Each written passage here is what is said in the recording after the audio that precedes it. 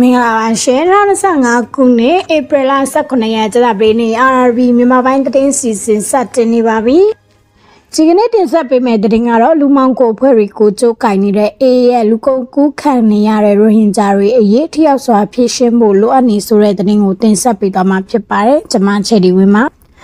ရခိုင်ပြည်နယ်နဲ့ဘင်္ဂလားဒေ့ရှ်ဒုက္ခသည်စခန်းကရိုဟင်ဂျာတွေကိုရခိုင်လက်နက်ကိုင် AA ကကျုပ်ကိုင်နေတဲ့လူမောင်ကိုဖွဲ့တွေကသွေးဆောင်ဖျားယောင်ပြီး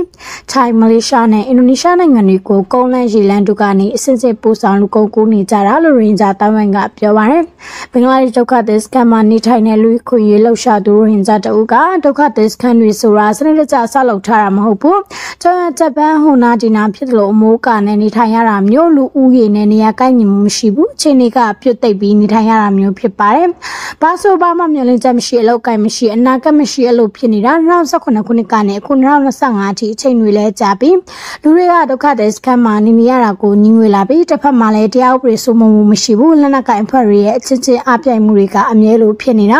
ာဒါကြောင့်မို့ငွေကြေးလဲဆုံးရှုံးလူအသက်လဲအချိန်မီတည်နိုင်တဲ့အိန္ဒိယနိုင်ငံတွေစီထွက်ပြေးမှုတွေဖြစ်နေတာပါပွဲစားတွေကအလေတကူပဲစီယုံနိုင်ငံကဒုက္ခသည်စခန်းကလူတွေတိတ်မထူးနေမထူးဖြစ်နေတော့ဒီလိုအသက်နဲ့ရင်းသွားရတဲ့လန်ခီကိုမထူတော့ဘူးလေဒီမှာနေရင်လည်းအနာကမရှိဘူးစွန့်စားပြီးထွက်သွားရင်တခုလောက်ကင်နိုင်တော့မလားအဲ့လိုမျိုးတွေးခေါ်ပြီးလုပ်နေကြတာပါလို့ပြောပါတယ်ဘူးဒီတော်မျိုးတွေကရိုဟင်ဂျာမျိုးသမီးတအုပ်ကအရင်စစ်ဆိုရလက်ချက်တုန်းကပိတ်လောင်ခံထားရတဲ့မတရားညှဉ်းပန်းနှိပ်စက်တဲ့မပုံနေတွေထုတ်မပေးဘူးအလောက်ကန်ရှာပါတယ်ဒါရီကြောင့်ရခိုင်ပြည်နယ်ကနေထိုင်းနဲ့မလေးရှားဘက်ကိုတွားကြတာအခုကျတော့ဘူးဒီတိုင်မျိုးနဲ့ကိုစစ်ကောင်စီလက်ကနေတိုက်ခိုက်သိမ်းပိတ်ထားပြီးအုပ်ချုပ်ရေးရန်နေရတွေအကောင့်တွေဖော်နေတဲ့ ULA ကရိုဟင်ဂျာတွေပေါ်နေစံလိုပြုလုပ်နေတဲ့အသက်ရှူမရအောင်တင်းတင်းကြပ်ကြပ်ပိတ်ဆို့ပြုလုပ်နေမှုတွေအကျဉ်းလောကခိုင်းတာတွေအတင်းစစ်မှုထမ်းစေပြီးလူတစ်တွေစုဆောင်းနေမှုတွေကြောင့်ဒီနေ့အခြေအနေတွေကပို့ဆိုးခဲ့တယ်။အေးစီမာဖန်ခံမလားထွက်ပြေးမလားရွေးဖို့အခြေအနေမရှိဘူး။အေးကအကြောင်းမျိုးမျိုးပြပြီးဖန်စီထောက်ထားတဲ့ရိုဟင်ဂျာလူငယ်တွေအနည်းဆုံး9000နီးပါးရှိနိုင်တယ်။အတိမှာလည်းညပနှိမ့်ဆက်မှုတွေကြောင့်တေဆုံးသူတွေရှိနေတယ်လို့တေလူနေပါဖြစ်နေတဲ့ဆိုဝါကျမ်းမာရေးအခြေအနေတွေနဲ့ရင်ဆိုင်နေရသူတွေလည်းတအားများတယ်။အေးထောင်ထဲမှာတေးရမယ်အတူတူအမျိုးတွေစီကနေတောင်းဖြစ်ချင်းငါဖြစ်ဖြစ်ရှိရတွေကိုအကောင်ရောင်းပြီးဖြစ်အေးလူကုန်ပွဲစားတွေကိုငွေပေးပြီးထွက်ပြေးဖို့ပဲလုပ်နေကြတော့တယ်လို့အခြေအနေကိုပြပြပါတယ်။သူကအေးဖန်စီရမခံရဖို့စစ်တွေကိုထွက်ပြေးလာခဲ့ရတယ်လို့ပြောပါတယ်ဘင်္ဂလားဒေ့ရှ်ဒုက္ခသည်စခန်းတွင်ကလူမောင်ခိုဖွဲ့တွေကိုလက်နက်ကိုင်ဖွဲ့တွေဖြစ်တဲ့ AA ကကျုပ်ကိုင်နေရရှိသလိုဘင်္ဂလားဒေ့ရှ်ကော့စ်ဘဇာခရိုင်တွင်ကရာဇဝတ်ကိုင်တွေလည်းပါဝင်ပတ်သက်နေတယ်လို့သတင်းရင်းမြစ်တွေကပြောပါတယ်။ရခိုင်ပြည်နယ်မောင်နှောခရိုင်တွင်ကအခြေအနေတွေနဲ့ပတ်သက်ပြီးဘင်္ဂလားဒုက္ခသည်စခန်းကနေပုံနာချုံမြို့နယ်ထိပို့ပေးရင်လူမောင်ခိုဖွဲ့ကတယောက်စီမှာ330ယူတယ်။ရိုဟင်ဂျာမျိုးသမီးတွေစီက320ယူပြီး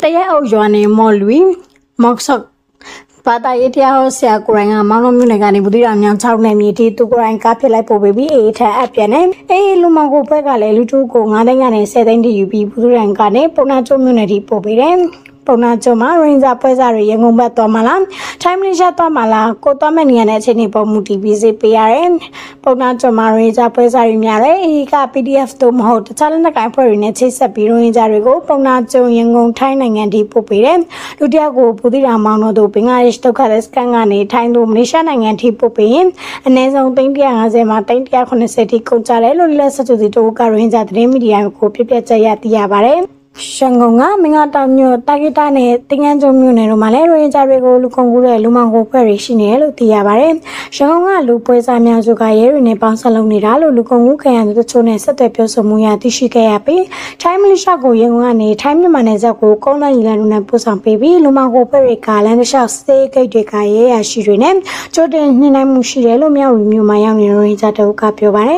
။ဘင်္ဂလားဒေ့ရှ်ဒုက္ခသည်စခန်းကအတွင်းနေထိုင်တော့ကာရမ်အူလာဟီတာအတူရာဟာမတ်ဆိုရဲလူငယ်တို့ကိုရတိတောင်မျိုးနဲ့ရှိန်ကားလေးချေရရင်းနေထိုင်သူနူရာလောင်ဆိုတဲ့လူကုန်မှုသမားတို့ကဒုက္ခသည်စခန်းမှာဖျားယောင်းခေါ်ယူပြီးတမိလာချေရသူပို့ဆောင်ခဲ့ခြင်းတွင်အတူရာဟမတ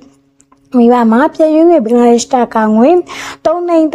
တောင်းဆိုခဲ့ကြောင်းနောက်ဆုံးရဲ့တက်နေပြုမိကိုဆိုရင်၍တာကငွေ3,000,000ပေးပြီးပြန်ရွေးခဲ့ရကြောင်းသူရာမတ်တီဖခင်ပြောဆိုခဲ့ပါတယ်။ယခုလိုလူကုန်ကူးမှုရဲ့ဗိုလ်ချက်နေရာဖြစ်တဲ့ရတိတောင်မျိုးနဲ့တမိလာချေရသည့်ရခိုင်လက်နက်ကိုင်အေရဲ့ထိန်းချုပ်မှုအောင်နိုင်ရှိနေပေမဲ့တားဆီးမှုတွေကိုတိမတွေ့ရှိရပါအမိမဖော်လို့တဲ့တမိလာရတဲ့တို့ကလူကုန်ကူးသမားတွေနဲ့အေချာပေးယူရှိပြီးလူတို့ချင်းလိုက်ခါချင်းငွေတွေအေတို့ပေးဆောင်ရကြောင်းဆိုပါတယ်။ရိုဟင်ဂျာလူကုန် ကုန်ကူမှုတွေနိုင်ငံရေးအဖြစ်ပေါ်လာတဲ့ကိစ္စဖြစ်နေပြီဖြစ်ကြောင်းဒေသခံတွေကပြောဆိုပါတယ်။ AAUL ကပတ်စံလိုက်ရလူငယ်တွေကိုလည်းအတိုင်းပြည်ကနေအေးစင်ပုံစံသစ်တဲ့မျိုးပြင်မောင်းထုံနေတယ်။တခြားကောင်ချက်ပတ်ပြောပါရစစ်ကောင်စီထထောင်ဆုံးနေပြီလို့ပြည်သူ့တော်ကနေအေးတပ်ဖွဲ့ဝင်တွေကိုငွေချစ်ပပရငုံငွေရောက်လာတဲ့ရင်ကြတုကဆိုပါတယ်။